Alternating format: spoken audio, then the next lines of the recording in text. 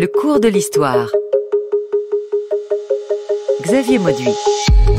Angleterre, Irlande, une histoire végétale avec d'un côté la rose, symbole de l'Angleterre et des Tudors, une rose qui se réveille soudain quand elle se souvient qu'il existe une grande île à l'ouest, l'Irlande, où le trèfle rappelle la christianisation de l'île par Saint Patrick, le trèfle avec 3 feuilles pour la Trinité. Dans cette histoire, nous pourrions ajouter le chardon pour l'Écosse et le poireau pour le Pays de Galles. C'est beau, c'est varié, c'est sauvage ou domestique, c'est doux ou ça pique. Quand les Anglais colonisent l'Irlande, la rose contre le trèfle. Oh yeah, oh yeah, oh yeah. Donc j'ai invité une délégation française à rendre visite à la cour de votre majesté afin de... Bon travail. Oh yeah, oh yeah, oh yeah. Henri VIII poursuit son chemin. Excellent. Et ensuite, avec tous les cousins et cousines, il a pris une tasse de thé et une tranche de gâteau. Et où en sont vos réunions secrètes? Vous savez aussi bien que moi qu'en ce moment même, les insurgés écossais envahissent l'Angleterre et aucun Anglais n'a tiré l'épée pour combattre ces rebelles. Jean-François Duniac, bonjour. Bonjour. Évocation de cette histoire de l'Irlande avec cette première question. À partir de quel moment les Anglais se disent « Bon, on va peut-être pouvoir s'installer sur cette grande île qui est juste à côté de chez nous ». Ah, alors, en réalité, ça commence relativement tôt, ça commence avec les Normands.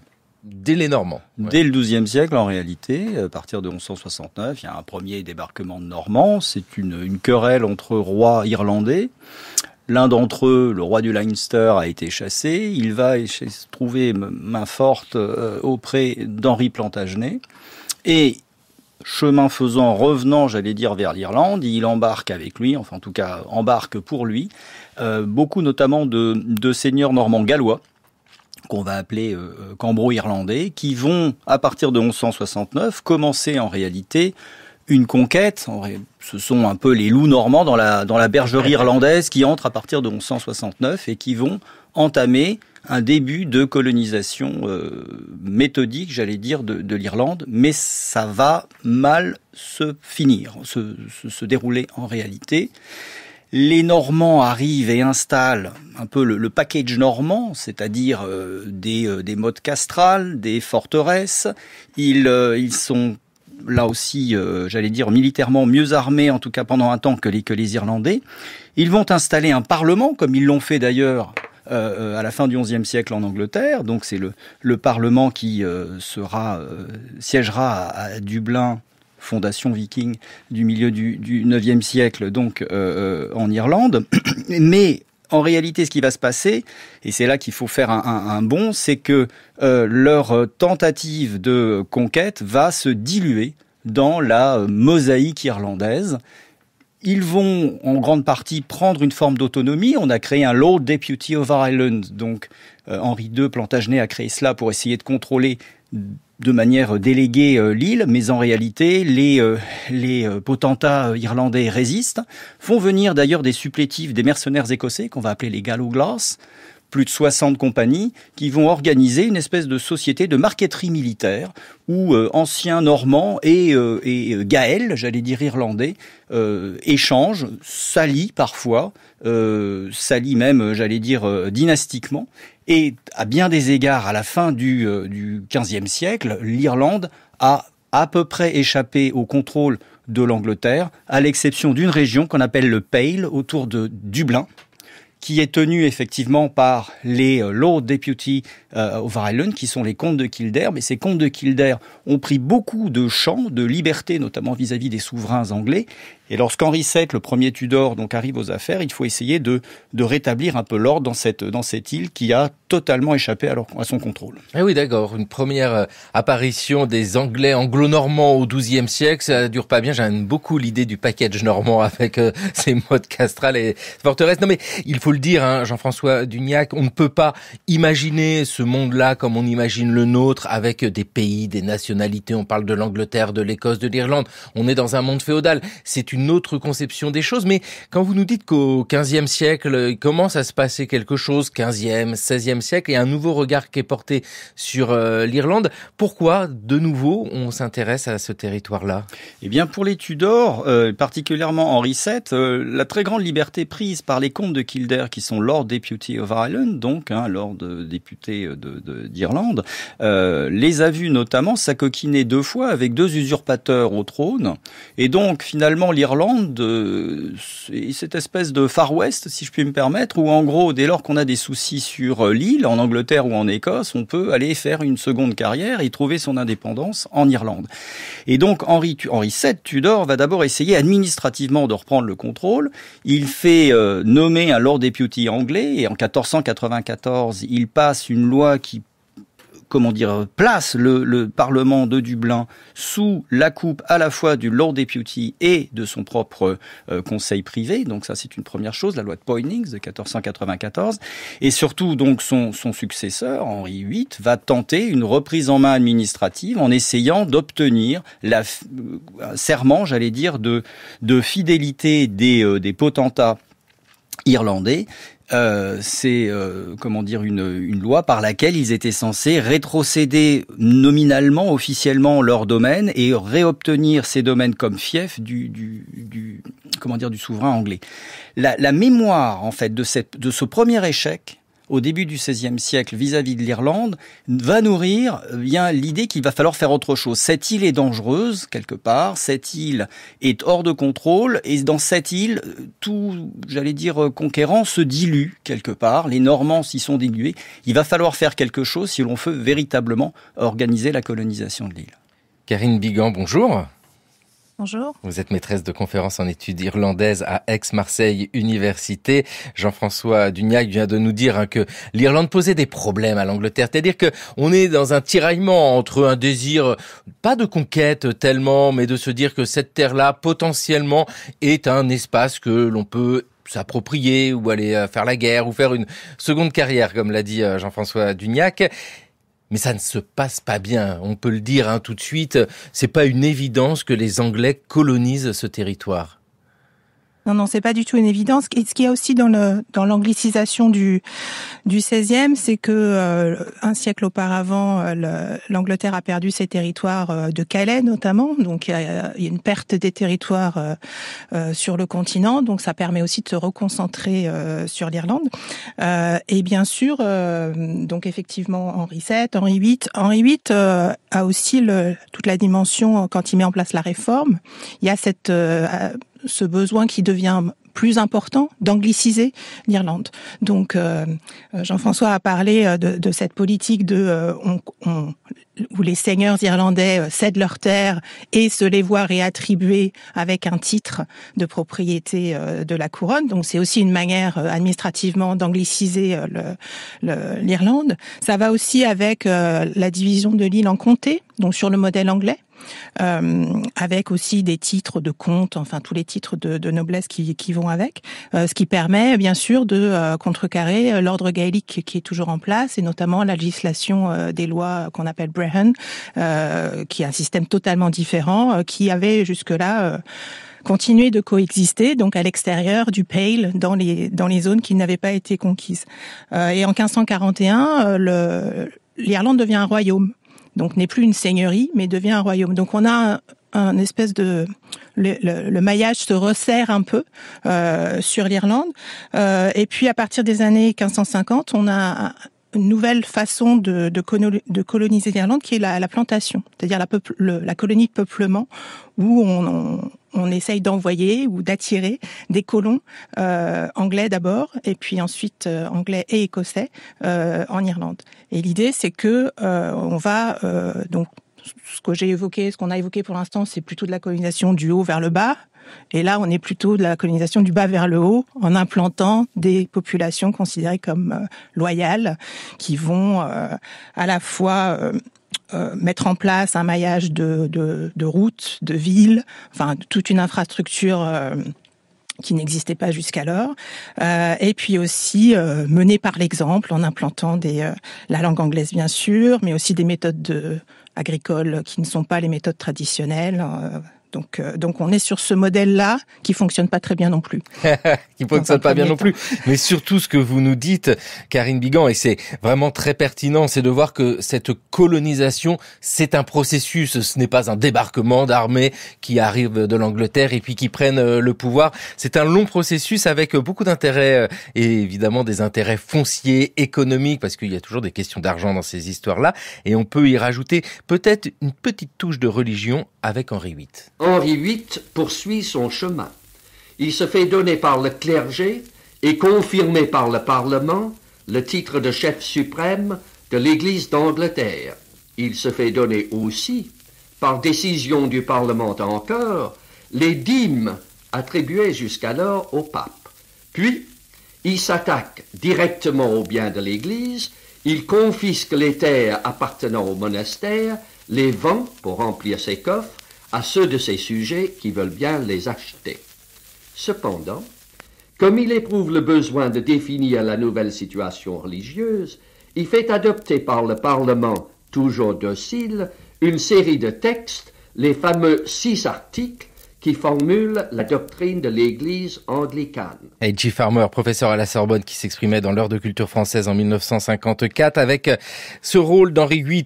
Oh là là, tant d'intérêts qui se mêlent ici avec de votre analyse, Jean-François Dugnac, maître de conférence en histoire moderne à Sorbonne Université. Évidemment, cet aspect religieux, on le met souvent en avant avec Henri VIII. Henri VIII qui décide de rompre avec le pape et puis qui crée sa religion, on va dire l'anglicanisme.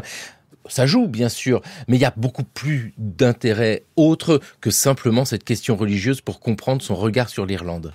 Oui, absolument. Henri VIII, en un sens, est déjà l'héritier d'Henri VII, c'est-à-dire dans cette volonté de reprise en main, on va dire, administrative déjà de l'Irlande. Ça a été dit par Karine, au sortir de la guerre de 100 ans et de la guerre des 2 Roses, en réalité, l'Angleterre est réduite à un morceau d'île, j'allais dire, avec simplement un pied-à-terre sur le continent. Et donc l'Irlande, finalement, l'attention peut à nouveau se porter vers l'Irlande, qui a servi très longtemps, je l'ai dit aussi, parfois de refuge pour tout ce qui pouvait constituer des oppositions. Et donc la politique religieuse d'Henri VIII, il faut l'entendre aussi comme une politique tout court, c'est-à-dire en fait ça fait partie cette fois-ci du package henricien de choses à imposer, et effectivement la réforme henricienne relève littéralement de cette politique. Il est vrai qu'à partir de là, au tout début des années 1540, ça va créer une nouvelle situation avec l'installation en fait d'une Church of Ireland, c'est-à-dire une église qui sera une église officielle, donc distincte désormais de l'église catholique, ça c'est une première chose, et induire également une forme de schisme à l'intérieur de la population irlandaise entre, bien sûr, les Irlandais, les Gaëls, mais surtout à l'intérieur de la population d'origine britannique et particulièrement les Anglais, ceux des Anglais qui étaient arrivés avant la Réforme et qui vont rester catholiques, qu'on va surnommer les Old English, et ceux qui, après la Réforme, vont arriver et d'abord henriciens puis protestants, qu'on va désigner comme New English. Et comme c'est pas assez simple encore, il va falloir, ou pas assez compliqué plutôt, on verra quelques décennies plus tard débarquer des Écossais presbytériens. Mais ça, c'est autre chose. Mais il est clair on voit une marqueterie religieuse s'instaurer en Irlande. Et oui, parce qu'il faut aussi peut-être un prétexte pour intervenir. Karine Bigan, est-ce que la religion peut être un prétexte? Je vous le fais de manière très simple, dire Henri VIII au XVIe siècle met en place l'anglicanisme en Angleterre et ces Irlandais restent catholiques. C'est pas possible. En fait, c'est pas du tout comme ça qu'on doit comprendre le regard porté par l'Angleterre sur l'Irlande. C'est peut-être possible dans un texte, mais sur le terrain, c'est pas possible. Oui. Parce qu'il n'y a pas l'infrastructure pour vérifier les conversions, etc. Même si les messes peuvent être interdites, mais comme personne ne peut vérifier si elles ont lieu ou pas, en fait, il y a une grande différence, et c'est vraiment vrai pour l'Irlande. Les relations entre l'Angleterre et l'Irlande, il y a toujours une grande différence entre la théorie et la pratique sur le terrain. Et pour moi, il me semble que la dimension religieuse s'accentue plutôt avec Élisabeth, parce que c'est elle qui fait vraiment de l'église anglicane une église protestante. L'église anglicane d'Henri VIII reste très proche du catholicisme, et puis c'est une église, un début. Et donc, sous le règne d'Élisabeth, on a vraiment cette dimension religieuse qui devient importante, mais aussi une dimension géopolitique avec l'Espagne notamment.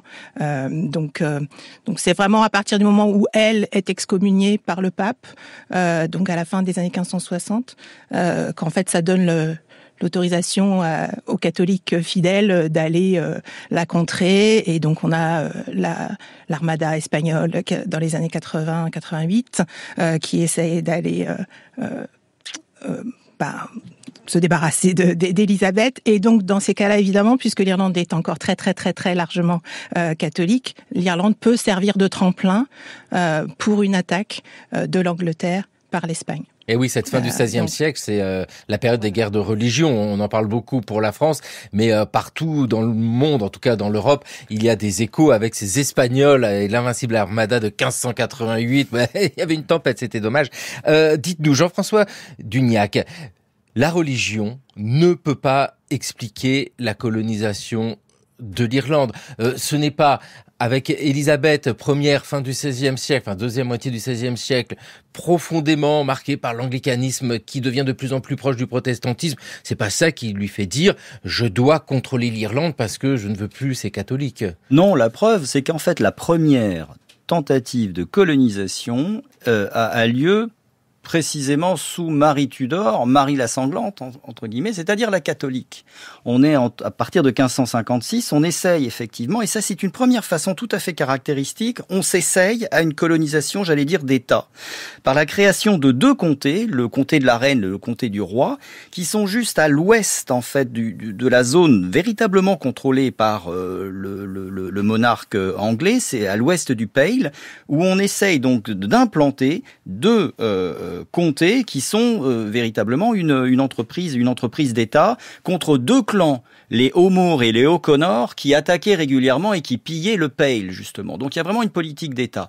Et ça tourne à la capilotade, littéralement, entre 1556 et 1578, près de 20 ans de résistance. Les O'Moore, notamment, se réfugient sur les hauteurs ou dans les zones marécageuses et entament une guérilla qui se terminera d'ailleurs par un massacre. Et le coût exorbitant de cette tentative, déjà un peu limitée tout de même, de ces deux comtés, lancée donc, comme je le disais, sous Marie, montre qu'on ne va pas pouvoir se lancer dans une politique complètement d'État, qu'il va falloir s'appuyer exactement comme on le fait au même moment avec les compagnies de commerce qui partent vers la Baltique, vers l'Afrique, etc. L'État, le petit État anglais, sous-doté, une petite population, très peu de moyens, va être obligé de s'appuyer sur les initiatives, on va dire, privées. Et ça donnera, dès les années 1560, d'autres tentatives où cette fois-ci on va s'appuyer sur d'authentiques compagnies ou des entrepreneurs qui, depuis l'Angleterre, le Pays de Galles et plus tard l'Écosse, vont tenter l'aventure de transplanter des milliers de Britanniques vers cette terre promise qui est censée être l'Irlande. Avec tout un travail foncier qui est fait et qui d'ailleurs explique l'évolution de la situation. Laissons la parole à un architecte, celui d'une plantation de l'Ulster. On est au tout début du XVIIe siècle. Il s'appelle Sir John Davis.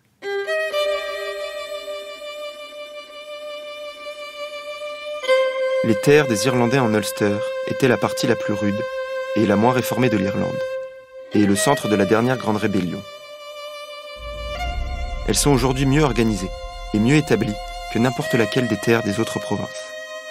L'organisation de ces terres s'est produite grâce à la providence de Dieu, qui a chassé les traîtres méchants et ingrats, les ennemis de la réforme en Irlande. Lorsque cette plantation aura pris racine, qu'elle aura été fixée et établie pendant quelques années, avec la faveur et la bénédiction de Dieu, alors elle assurera la paix de l'Irlande, la rattachera pour toujours à la couronne d'Angleterre, et enfin en fera un État prospère et florissant.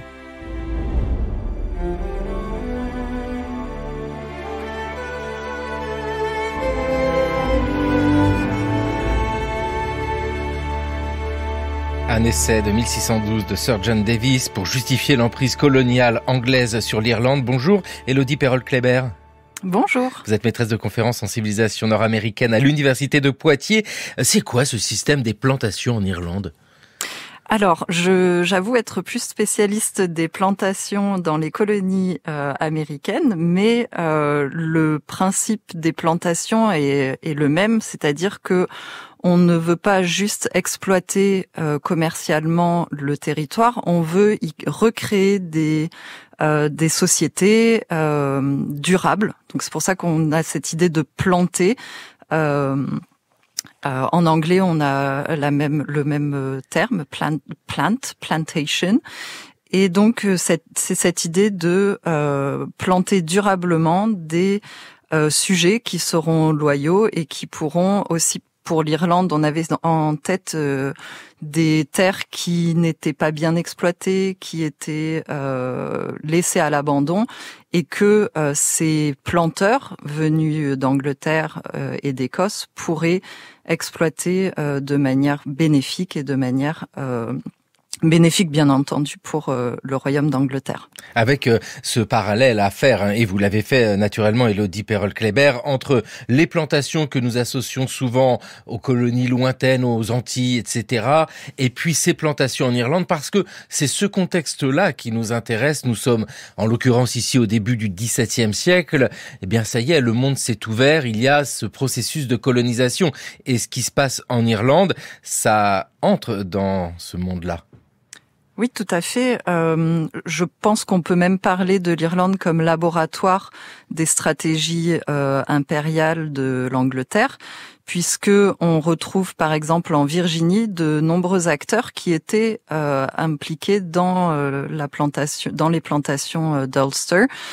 Donc qui ont bénéficié en fait d'une prise en main coloniale, si on peut dire, de l'Irlande, qui fut transplantée dans les colonies, notamment antillaises de la Barbade, Montserrat, qui était surnommée la Petite Irlande, et également les colonies continentales, principalement de la Virginie et du Maryland. Donc on a vraiment cette idée de faire ses armes en Irlande et transplanter ces stratégies coloniales dans les colonies nord-américaines et antillaises. Les premiers Irlandais du Nouveau Monde, une migration atlantique, 1618-1705. Élodie Perrol-Kléber, c'est votre étude avec ces migrations qui commencent en fait dès le début du XVIIe siècle. Donc il y a des plantations imposées par les Anglais en Irlande, mais ces Irlandais eux-mêmes partent et s'en vont dans le Nouveau Monde. Oui, tout à fait. Alors, certains s'en vont volontairement. Par exemple, notamment le Maryland est une colonie dont le propriétaire, Lord Baltimore, obtient une charte du monarque et il est catholique. Et donc, il établit une colonie, le Maryland, qui, en 1649, vote une loi Act of Toleration, donc une loi de tolérance qui permet aux habitants de cette colonie d'exercer leur religion chrétienne, bien entendu, mais qu'elle fût catholique, protestante, de manière discrète, mais autorisée. Karine Bigan, mais c'est incroyable, quand on imagine ces plantations, il y a bien des territoires, il y a bien des gens, alors je sais pas comment on peut qualifier la propriété foncière à ce moment-là, mais enfin bon, ces terres appartiennent bien à des gens, ou en tout cas il y a une domination dessus, ça pose des problèmes, j'imagine. Moi, je peux me concentrer sur la plantation d'Ulster au début du XVIIe. Donc, vous avez cité John Davis, là. Donc, évidemment, c'est lui qui avait planifié tout le programme, donc il est assez fier de lui. Mais sur le terrain, ça se passe pas aussi clairement que ce qu'il peut dire dans sa citation. Donc, en fait, l'Ulster, la dernière province qui n'avait pas été colonisée, se retrouve vidée de son élite irlandaise à partir de 1607, puisqu'il y a une fuite des seigneurs locaux qui partent chercher de l'aide sur le continent pour pouvoir rétablir l'ordre gaélique. Donc les terres sont confisquées et redistribuées à des colons, à la fois anglais, à la fois écossais, mais aussi des Irlandais jugés méritants, et aussi d'anciens soldats ou des fonctionnaires pour services rendus. Et donc le plan est très très très précis avec selon la taille des parcelles des choses que les colons doivent faire, c'est-à-dire implanter des familles, construire des ouvrages défensifs, implanter aussi construire des villes. Donc c'est vraiment le début du maillage en Ulster qui deviendra par la suite l'Irlande du Nord, mais c'est aussi le début de cette coexistence en Ulster de trois communautés, donc les Irlandais qui sont restés catholiques, les Anglais qui sont anglicans et les Écossais qui sont presbytériens. Donc la mosaïque qu'on connaît aujourd'hui en Irlande du Nord date du début du XVIIe siècle.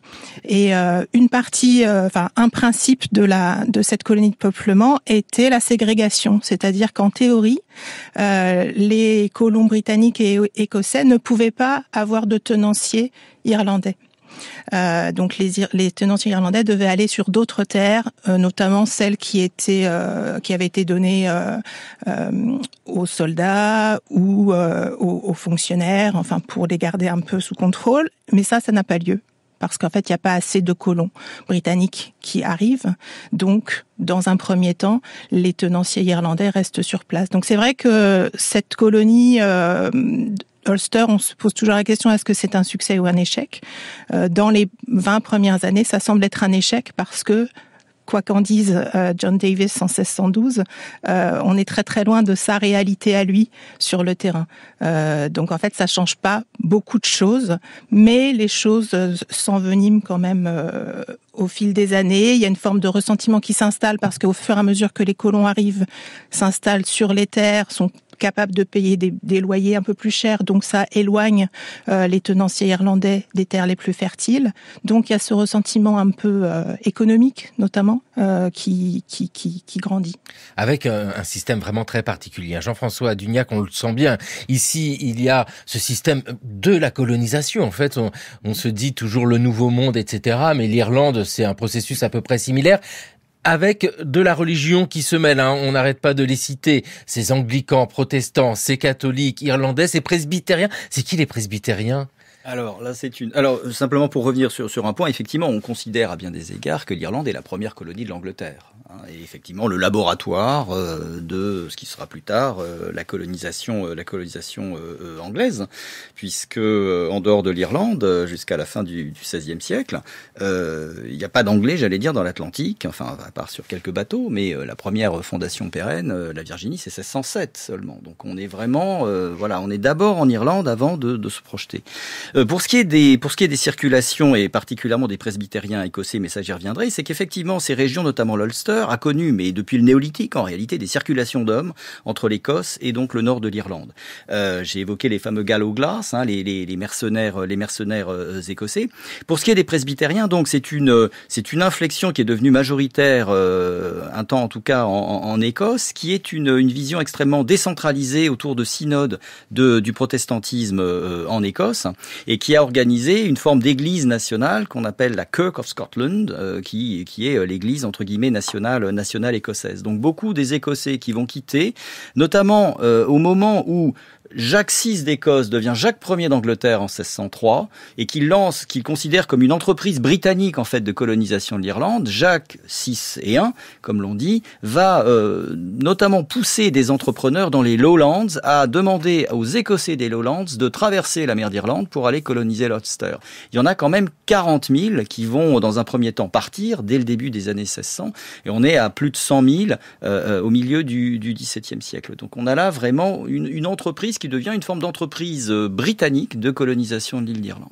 Ah oui, parce que c'est vraiment ça, entreprise britannique de colonisation, avec ici, Karine Bigan, juste par rapport aux contestations des Irlandais eux-mêmes, parce qu'on parle de ce processus-là, il y a des moments, et c'est certain qu'on va s'arrêter dessus, parce qu'il y a ces moments de soulèvement imposants, comme en 1641, mais auparavant, est-ce qu'on voit déjà apparaître des signes de protestation ? Très peu, parce que entre le début de la plantation d'Ulster et 1641, il y a très peu de protestations parce que l'élite catholique, donc les vieux Anglais dont on parlait tout à l'heure, et puis le reste de l'élite gaélique qui n'est pas partie d'Irlande, finalement s'entend assez bien avec le roi, donc garde une relation privilégiée avec le roi. Il y a une forme de tolérance religieuse aussi, pour les raisons que j'ai expliquées, c'est qu'il n'y a pas les moyens non plus de vérifier sur le terrain. Et c'est vraiment à partir de la fin des années 1630, début des années 1640, que les choses se durcissent, mais pas vraiment en raison du roi, plutôt en raison de la montée du protestantisme et du puritanisme au Parlement anglais. Ce qui fait que les élites catholiques en Irlande se sentent menacées par cette montée et cette espèce de concurrence protestante au Parlement anglais et pensent que leur droit politique et leur droit foncier, enfin la propriété foncière, est remise en question. Et jusqu'alors, les nouveaux Anglais, il y a aussi cette rivalité en Irlande avec les nouveaux Anglais dont parlait Jean-François tout à l'heure, c'est-à-dire que la nouvelle élite protestante, ça monte doucement, mais c'est vraiment en 1641 que les choses éclatent. Oui. Et puis avec, malgré tout, ce qui se passe à l'intérieur du pays, parce que le roi d'Angleterre n'est pas seulement à regarder du côté de l'Irlande, il a des soucis à gérer chez lui. Vous savez aussi bien que moi qu'en ce moment même, les insurgés écossais envahissent l'Angleterre et aucun Anglais n'a tiré l'épée pour combattre ces rebelles. Aussi, je vous demande d'en tirer nos querelles, pour défendre à la fois notre Église et le royaume. Les Écossais envahissent l'Angleterre et tout le pays tremble et est sans cesse en alarme. Depuis 1 an et plus, nos colons en Irlande sont sauvagement massacrés, nos églises profanées, notre clergé persécuté. La couronne a montré une étrange hésitation à défendre notre église et notre royaume en Irlande, sire. Dieu m'en est témoin, j'ai plus de raison de prendre les armes contre Rome que contre les Écossais. Voudriez-vous me voir déclarer la guerre à toutes les nations catholiques du monde, monsieur Cromwell? Votre devoir divin est de défendre notre église en quelque lieu que ce soit. Vous nous parlez d'une chose qui peut nuire à la nation dans l'Europe entière. Votre Majesté est-elle sûre qu'elle ne songe pas davantage aux intérêts de son entourage qu'à ceux du peuple d'Angleterre?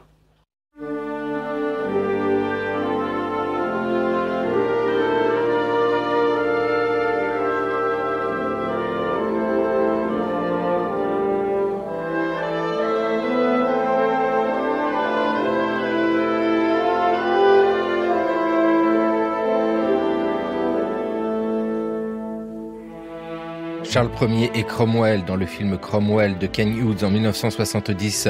Jean-François Dugnac, qu'est-ce qui se passe à ce moment-là? Parce que nous sommes au XVIIe siècle, il y a Cromwell, il y a Charles Ier. Quelles sont ces tensions qui apparaissent avec l'Irlande qui est évoquée ici dans ce film? Parce que la question irlandaise préoccupe à Londres. Alors, c'est assez compliqué de résumer tout ça. On va dire au commencement était Charles Ier, donc un souverain qui monte sur le trône en 1625 et qui a, Charles Stuart, qui a un programme politique qui est celui de renforcer l'autorité monarchique. Et il le fait notamment sur deux plans, une autorité administrative qui va notamment s'illustrer en Irlande par l'envoi notamment de son principal conseiller, Thomas Wentworth, qui va se continuer la politique de colonisation en lançant un grand plan de colonisation des terres de l'Ouest, notamment d'éviction des populations catholiques de l'Ouest, le Connacht. Ça, c'est au début des années 1630, qui va une nouvelle fois échauffer les esprits du côté irlandais. Wentworth revient pour plonger et d'ailleurs être exécuté à la faveur des troubles politiques. Le deuxième volet, il est religieux. C'est cette volonté d'établir l'autorité religieuse de Charles sur ses royaumes et particulièrement sur l'Écosse qui, comme je l'ai dit, donc relève d'une obédience, en tout cas d'une inflexion dans le protestantisme distincte. Et là, c'est son autre conseiller, c'est William Laud cette fois-ci, qui tente d'imposer une forme de, on va dire, d'uniformité religieuse, de conformité religieuse, j'allais dire, à l'Écosse. Et l'Écosse donc se soulève et déclenche donc à partir de 1640-1641 ce qu'on va appeler la guerre des évêques, c'est-à-dire une authentique invasion du nord de l'Angleterre par des armées écossaises. Et c'est le sens de l'extrait qui a été donné. Et face à cette menace écossaise, l'armée anglaise étant incapable de gérer cela, eh bien Charles Ier, qui pendant 11 ans n'a pas réuni son Parlement, va être obligé de réunir le Parlement pour obtenir les moyens de résister contre les Écossais. Et là, ce Parlement qui se réunit après 11 ans est effectivement un Parlement d'opposition résolue à la politique de Charles Ier, la politique autoritaire de Charles Ier, avec même des inflexions en faveur même des Écossais. Une nouvelle fois, je renvoie à l'extrait. Et c'est cela qui va précipiter l'Angleterre dans ce qu'on appelle donc la guerre des trois royaumes qui va mobiliser l'Angleterre, ou la guerre civile, qui va mobiliser l'Angleterre, l'Écosse et l'Irlande. Avec ici ce moment, Karine Bigan, du soulèvement des Irlandais en 1641. Alors est-ce que ces Irlandais profitent de ce chaos politique pour se soulever, c'est ça ? Alors c'est plus compliqué évidemment, c'est l'Irlande, c'est plus compliqué. En fait, il y a deux mouvements dans ce soulèvement de 1641. Le premier mouvement par l'élite catholique en Ulster et à Dublin. Le soulèvement, il y a deux complots concomitants en fait. Le soulèvement de Dublin échoue totalement et donc reste le soulèvement en Ulster où en fait c'est une espèce d'attaque préventive où l'élite catholique prend les châteaux, enfin se saisit des châteaux de l'élite protestante pour asseoir sa position et donc dénoncer, enfin en tout cas exprimer ses craintes envers une baisse éventuelle, enfin cette perte cette érosion des droits politiques, de la tolérance religieuse par rapport à ce qui se passe au Parlement anglais. Et donc on voit bien que c'est deux craintes mutuelles en fait. Le Parlement anglais et les Écossais ont peur des liens que le roi peut avoir avec l'Irlande catholique et en Irlande on a peur de la montée du puritanisme au Parlement anglais. Donc il y a ce premier mouvement qui est suivi par des soulèvements populaires où finalement oui il y a une espèce d'opportunité de la part pas de l'élite, mais vraiment des classes plus populaires irlandaises, d'attaquer les colons protestants, de les chasser de leurs terres, de les piller, de les voler, etc. Donc, on a cette rébellion à deux niveaux en Irlande qui ce qui est intéressant sur cette rébellion, c'est la façon dont elle a été rapportée en Angleterre, dont on l'a racontée en Angleterre, avec vraiment, c'est un peu du reportage de guerre, mais avec le décalage d'arrivée des informations. Mais il y a vraiment une place qui est faite, une grande place qui est faite à la rumeur, au oui-dire, aux actes, aux atrocités rapportées. Alors, je suis pas en train de dire qu'il s'est rien passé, il n'y a pas eu de violence. Bien sûr qu'il y a eu des violences. Les historiens aujourd'hui estiment que la rébellion de 1641 a fait 12 000 victimes, 4 000 qui auraient été tués et 8 000 qui sont mortes de froid, enfin d'avoir été chassés et d'avoir dû prendre la route, puisque ça commence en octobre. Voilà, donc on est dans l'hiver. Mais dans la façon dont ce soulèvement a été représenté, on a des pamphlets, puisqu'on est dans cette guerre des trois royaumes, donc la propagande est importante. On a des pamphlets qui vont jusqu'à dire qu'il y a 160 000 morts, qui est quasiment le quadruple de la population protestante en Irlande à l'époque. Mais on est dans cette guerre des pamphlets qui en fait est assez éloignée de la réalité du terrain et qui justifie ensuite la reconquête entre guillemets de Cromwell après l'exécution de Charles Ier. Oui, parce que c'est vraiment ça qui nous intéresse ici, c'est ce que vous venez d'expliquer, l'exagération du côté des Anglais de ce qui s'est passé en Irlande avec le soulèvement catholique, et puis surtout la réponse qui est donnée à ce soulèvement. C'est sûr que notre héros ici, c'est Cromwell, à ce moment-là très précis, héros au sens de celui qui va agir, celui qui qui fait exécuter le roi d'Angleterre Charles Ier, qui arrive au pouvoir. Cromwell, quel personnage intéressant, surtout quand son portrait est dressé par l'historien Roland Mounier. Son aspect ne plaidait pas en sa faveur. Un visage laid, gros et lourd, bouffi et rougeâtre, un aspect négligé, des habits de drap unis mal coupés, du linge grossier et pas très frais, des manières raides et gauches, la rapière toujours serrée contre la cuisse. Ses qualités oratoires étaient médiocres. Sa voix âpre et sans inflexion exprimait avec ferveur des idées intransigeantes qui apparaissaient alors déraisonnables. Du temps se passa avant que l'on fît attention à la flamme des yeux, aux lèvres serrées, à la double barre verticale entre les sourcils, à tout ce qu'il y avait dans ce visage de réflexion, de hardiesse et d'énergie. Roland Mounier en 1948 dans l'heure de culture française. Karine Bigan, vous nous l'avez dit, bien sûr, ce soulèvement provoque des morts, des victimes, estimées aujourd'hui par les historiens, les historiennes à 12 000. Quand Cromwell est à la tête de la répression, est-ce que c'est une chose terrible? Oui. Alors, il n'est pas si longtemps que ça en Irlande. Il y a son gendre qui prend la suite. Donc, lui, il est là à peu près 6 mois. Mais il y a 2 massacres qui sont encore des plaies pas tout à fait cicatrisées en Irlande aujourd'hui. Donc, il y a Drogheda et Wexford. Et clairement, quand il raconte ce qui s'est passé, il lit ces événements à la rébellion de 1641, en disant que c'était une forme de représailles contre ces Irlandais qui ont les mains pleines de sang des colons protestants. Et c'est des choses qu'on a continué à voir assez récemment en Irlande du Nord, sur les fresques murales. On avait des représentations de Cromwell avec cette citation de on a vengé les nôtres. Voilà, donc Cromwell n'est pas le héros, n'est pas vraiment un héros en Irlande pour ces raisons-là. Mais encore une fois, après la reconquête de Cromwell et de Ironton qui dure jusqu'en 1653, on a encore un plan de redistribuer les terres. Donc la propriété foncière est toujours là en arrière-plan. Donc la colonisation continue et il y a ce plan de déplacer la population irlandaise vers le Connaught, donc vers pour ceux qui sont fans de rugby, c'est la zone ouest, mais qui est vraiment très peu fertile.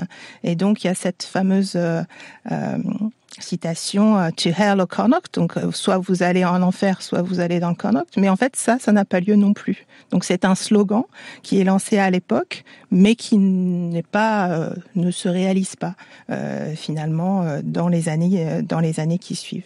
Ou alors aller en Amérique, Élodie Perrol-Kléber, parce que bien sûr, là, on vient d'entendre Karine Bigan qui nous disait que cette politique foncière de redistribution des terres, etc., se poursuivait après la répression par Cromwell. Nous comparons, bien sûr, les plantations, la colonisation en Irlande et ce qui se passe en Amérique. Il y a quand même une différence majeure, c'est l'esclavage. Il n'y a pas d'esclavage en Irlande. Malgré tout, il y a tout un système qui est très intéressant pour les Irlandais qui ne peuvent pas être réduits en esclavage quand ils vont en Amérique, mais pour malgré tout les maintenir sur leur terre. Quel est-il ? Alors, il s'agit de l'engagement, j'imagine. Vous imaginez bien. Oui, donc l'engagement. Alors, je sais qu'on utilise le terme engagisme, mais il fait plutôt référence pour moi à ce système de travail non libre qui fut développé après l'abolition de l'esclavage. L'engagement, j'utilise ce terme puisque c'est ce qui figure dans les sources françaises notamment, puisqu'un système un peu similaire a été développé à la même période. Donc l'engagement était en fait un système de travail non libre qui engageait un individu et deux individus, en fait, un serviteur, un servant et un master, un maître, pour un laps de temps qui était déterminé notamment par rapport aux compétences de l'engagé. Mais également par rapport à son âge lorsque l'engagé arrivait sans contrat dans les colonies. Parce que vous avez fait allusion à l'esclavage. L'engagement n'était pas du tout une forme d'esclavage, puisqu'on sait que l'esclavage était un système qui asservissait un individu à vie. Et pour l'engagement, donc on avait une vitrine de la liberté avec cette idée de contrat qui se terminait. Et ce n'était que le labeur de cette personne qui était engagée. Quel était l'intérêt pour les Irlandais d'ailleurs de signer un tel contrat ? Parce que bien sûr, il y avait quelque chose de séduisant derrière. Tout à fait. Donc le principe du contrat, c'était qu'on abandonnait sa liberté pendant un certain nombre d'années pour ensuite accéder à la propriété foncière. On y revient. Puisque dans les colonies américaines, la terre était foison. Et donc le principe était que on signait ce contrat et une fois qu'on terminait ce contrat, on avait possibilité d'accéder à la propriété foncière et donc à devenir planteur à son tour. Et on récupérait un lopin. Comment ça se passait cet engagement au sens où on est irlandais en Irlande, on subit la répression, on voit ce qui se passe et on se dit tiens, il y a quelque chose d'intéressant là-bas, c'est quelque chose que l'on entend, c'est dans la presse qu'on apprend qu'il y a des contrats de ce type-là qui existent ? Alors il y a de la propagande via des pamphlets. mais il y a également ce qu'on appelle le spiriting, donc c'est une forme de kidnapping en fait de l'époque, où des facteurs, pas au sens moderne du terme, mais des agents qui sont commandités par des marchands, des investisseurs, puisque vous imaginez bien que cette idée de s'appeler le head right system, donc cette idée de attribuer un lopin de terre à toute personne qui s'installerait dans les colonies, ce système a bien entendu aiguisé l'appétit d'investisseurs qui pour obtenir de larges lopins de terre, avaient des facteurs qui battaient les campagnes irlandaises pour recruter souvent sous des excuses fallacieuses des individus, les stocker, si je puis dire, en attendant que la cargaison soit pleine et que le navire parte pour sa traversée transatlantique vers les colonies. Donc pour les Irlandais, alors moi j'ai travaillé beaucoup sur la Chesapeake, donc Virginie et Maryland, où les plantations de tabac requéraient un grand nombre de travailleurs, mais la plupart des Irlandais furent envoyés à la Barbade et à Montserrat notamment, mais de manière très souvent involontaire, que ce fut sur le par exemple en après-coup de la rébellion, où les rebelles politiques, si vous voulez, on devait se débarrasser de la population qui n'était pas une population productive ou qui allait dans le sens de la politique en Irlande, et donc l'Irlande était un peu le réservoir se transforma un peu en réservoir de population que l'on pouvait mettre au travail dans les colonies. Et puis, j'imagine en plus que tout le chaos politique en Irlande après le soulèvement de 1641, la répression féroce de Cromwell, ça favorise aussi au départ pour ceux qui sont arrachés de leurs terres et qui ont envie de connaître un autre monde plein d'espoir, parce que pendant ce temps-là, oui, il faut le rappeler, la répression continue et Cromwell justifie la colonisation de l'Irlande. Je suis persuadé qu'il s'agit d'un juste jugement de Dieu sur ces misérables barbares irlandais, qui ont versé tant de sang innocent, et que cela permettra d'empêcher des effusions de sang à l'avenir. Il y a donc un motif satisfaisant à cette guerre, qui ne peut pas susciter ni de remords, ni de regrets. En 1649, Cromwell s'adresse au speaker du Parlement à Londres. Dites-nous, Jean-François Dugnac, alors bien sûr, il y a le temps Cromwell, et puis après, il y a le retour de quelque chose qui pourrait ressembler à l'ordre rétabli, la monarchie. Est-ce que pour les Irlandais, ça change quelque chose ? Alors donc la restauration. Ce qu'on voit ce qu'on entend dans le discours de Cromwell, juste, ce sont des échos aussi d'une forme de racialisation de l'Irlandais. Ces populations gaéliques, rousses, on commence à créer des stéréotypes nationaux, le stéréotype national de l'Irlandais, de surcroît sanguinaire, comme le montre, ça a été évoqué à l'occasion de la révolte de 1641, donc les prétendues exactions des catholiques irlandais contre les pauvres protestants. La restauration de 1662, en réalité, j'allais dire, crante quelque part un fait acquis. Avant 1641, les catholiques irlandais tiennent encore de l'ordre de la moitié des terres d'Irlande. Au sortir de la répression cromwellienne, on est à quelque chose comme de l'ordre de 9 à 10% seulement. Avec la Restauration, Charles II, qui arrive au pouvoir, tempère un peu les choses et on remonte à 20% de possession catholique. C'est-à-dire que, notamment des parlementaires qui ont profité finalement de la guerre civile pour se saisir de terres irlandaises sont dépossédés. Certains refusent d'ailleurs de laisser les terres et vivent dans un état de fait, mais quand même, beaucoup rétrocèdent les terres, libèrent les terres, ou sont même d'ailleurs saisis par les autorités royales. Et donc, les terres sont en partie rétrocédées, mais on est déjà dans un ordre extrêmement minoritaire. Donc, les choses n'ont on ne s'arrange pas du tout. Le trend, la tendance, une nouvelle fois, de circulation de part et d'autre de la mer d'Irlande, et particulièrement donc de la Grande-Bretagne vers l'Irlande, continue. On voit même arriver également des Huguenots français, des Hollandais, enfin une nouvelle fois, la marqueterie protestante en l'occurrence se diversifie encore au détriment des populations irlandaises. Et il y a un point aussi qu'il faut évoquer, parce que on approche de la fin du XVIIe siècle, c'est que notamment dans l'Ulster, les contrats qui avaient été signés par les entrepreneurs et par les fameux paysans expirent les uns après les autres à partir des années 1680, 1690 et 1700. Et pour le renouvellement des contrats, les véritables propriétaires imposent, y compris aux protestants, mais ce sont des protestants, attention, je l'ai dit, presbytériens, c'est-à-dire pas des protestants conformes. Ils sont techniquement réprouvés. On commence à vouloir leur imposer des augmentations, de loyer absolument délirantes en réalité, puisque là, il y a un effet de rattrapage et de spéculation. Et ça va provoquer, dès la fin du XVIIe siècle, un autre mouvement qui va être un mouvement d'éviction de ces Scott-Irish, Ulster Scott, cette fois-ci vers l'Atlantique.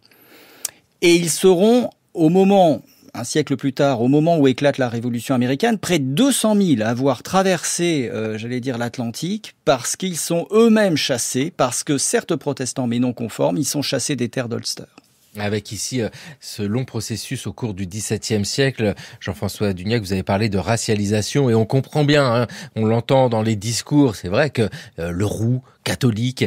Vous, Karine Bigan, vous parlez de construction identitaire dès le XVIIe siècle. Et c'est vraiment ça qui, en étudiant la colonisation par les Anglais de l'Irlande, nous permet de saisir comment se construit une identité. L'identité irlandaise, elle s'alimente de tout ce qu'on évoque depuis le début de l'émission. Elle s'alimente de ça, l'identité protestante en Irlande aussi, parce qu'il y a ce qu'on appelle une espèce de mentalité de siège, c'est-à-dire cette crainte de la minorité protestante de subir à nouveau des violences, des exactions de la part de la majorité. Et donc, ce qui est fait à la fin du XVIIe avec la révolution dite glorieuse, mais qui a été un peu moins glorieuse en Irlande, puisque c'est là qu'ont eu lieu les derniers affrontements et les dernières batailles entre l'armée de Jacques II et l'armée de Guillaume III. Mais d'un point de vue législatif, il y a la mise en place de lois pénales qui en fait excluent donc à la fois les protestants dissidents non conformes, mais aussi les catholiques de la vie publique. Donc ces gens-là n'ont plus le droit de siéger au Parlement parce qu'il faut prêter serment au roi et les détails font qu'ils sont exclus de la vie politique. Ils sont aussi exclus de certaines professions comme avocats, par exemple. Donc l'élite catholique, mais aussi les presbytériens, se voient éloignés de cette vie publique pendant près d'un siècle. Les lois pénales sont, sont moins strictes à la fin du XVIIIe siècle. Et puis, donc en fait, la fin du XVIIe siècle, on a vraiment un renforcement, une assise définitive du protestantisme et le protestantisme anglican comme base de l'identité britannique, mais y compris comme base de l'identité protestante en Irlande. Et ça joue aussi, les nouvelles villes sont plutôt protestantes, donc au niveau du Parlement, il y a plus de sièges tenus par les protestants, ce genre de choses. Voilà. Nous avons commencé l'émission en évoquant les premiers Anglais, les Anglo-Normands arrivés en Irlande au XIIe siècle avec un Lord of Ireland. Et puis après, au XVIe siècle, le roi d'Angleterre se fait aussi appeler roi d'Irlande. Se construit peu à peu ce Royaume-Uni, comme Jean-François Dugnac, vous construisez un peu le Royaume-Uni à travers vos publications. C'est différent, que sais-je, histoire de la Grande-Bretagne, histoire de l'Écosse. Nous nous rapprochons du Royaume-Uni avec l'histoire de l'Irlande. Le Royaume-Uni, quelle place pour l'Irlande ? Ah, c'est tout un enjeu parce que effectivement, il y aura un ultime soubresaut à la toute fin du XVIIIe siècle avec la grande révolte de 1797, les Irlandais unis, et comme il l'avait fait pour l'Écosse, finalement le pouvoir britannique va décider d'arraisonner l'Irlande à l'ensemble du Royaume-Uni, donc désormais de Grande-Bretagne et d'Irlande en 1800-1801, ce qui va avoir toute une série de conséquences. D'abord, le Parlement de Dublin dont j'ai parlé s'éteint. Il y aura désormais une représentation à Londres.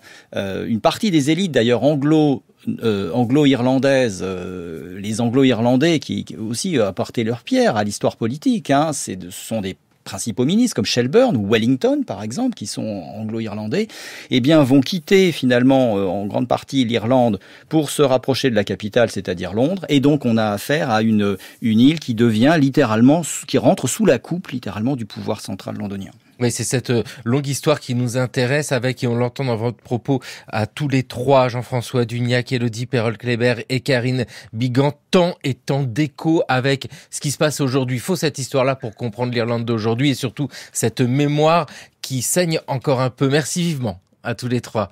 Il est temps pour nous de retrouver Gérard Noiriel. C'est le pourquoi du comment.